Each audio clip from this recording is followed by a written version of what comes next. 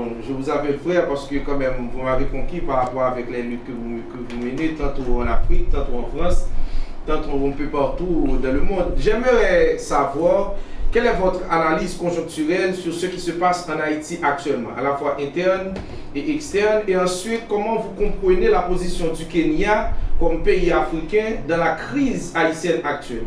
Et comment peut-on considérer d'abord le Kenya? Est-ce que le Kenya n'est pas une avancée occidentale en Haïti par rapport avec la crise haïtienne actuelle? Est-ce que le Kenya n'est pas manipulé par l'Occidental? Est-ce que le Kenya n'est pas manipulé par l'Occident? Parce que d'abord, bon, avant tout, l'ennemi était le blanc. Mais maintenant, il y a une forte opinion publique en Haïti qui présente que le Kenya comme ennemi, un ennemi à colorifique noir comme nous. Donc, comment vous comprenez cette réalité? C'est Frantz Fanon qui disait qu'arriverait le moment où le colon blanc laisserait la place sur le terrain physique au colon noir, même si le colon blanc continuerait de tirer des ficelles. Et nous sommes de manière explicite en ce qui concerne, je commence par la fin et je vais finir par le début de votre question très importante, mon très cher frère. Nous sommes évidemment dans une démarche où aujourd'hui, l'oligarchie kenyane, je pense qu'il est important de circonscrire les responsabilités. Ce n'est pas le peuple kényan le problème. Le peuple kényan se rebelle lui-même contre son gouvernement kényan. Donc ce n'est pas le problème du peuple kényan.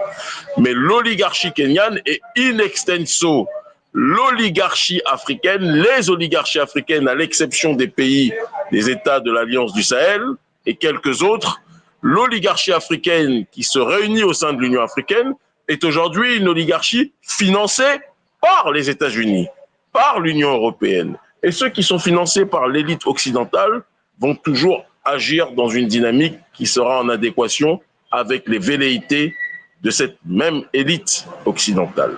Et donc aujourd'hui, quand les forces policières et militaires kenyanes arrivent sur le territoire haïtien, elles arrivent en suivant un agenda qui n'est pas l'agenda du prolétariat kényan, mais qui est l'agenda de l'oligarchie occidentale qui finance ce programme.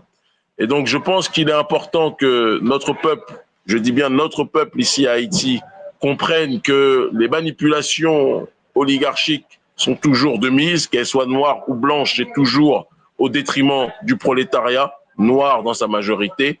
Et je pense qu'il est important que l'on puisse cibler les vrais responsables de ces situations. Le président du Kenya est responsable, de toute évidence. Il est dans une logique de cooptation vis-à-vis de l'élite d'Occident. Et de la même façon, je pense qu'il est important aussi, lorsqu'on analyse la structure et la décrépitude de la structure étatique haïtienne, il est important de comprendre qu'il y a une putréfaction qui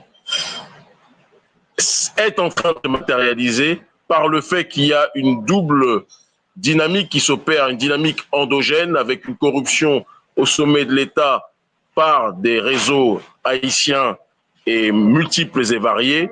Et il y a, en dehors de ça, à l'extérieur, un lobby globaliste néolibéral qui ne veut pas voir Haïti se lever parce que Haïti, ne nous trompons pas, depuis la bataille de Vertières, Haïti a toujours été la bête noire, au premier sens du terme, pour l'oligarchie blanche qui ne veut pas voir ce pays devenir un symbole pour les Noirs du monde entier.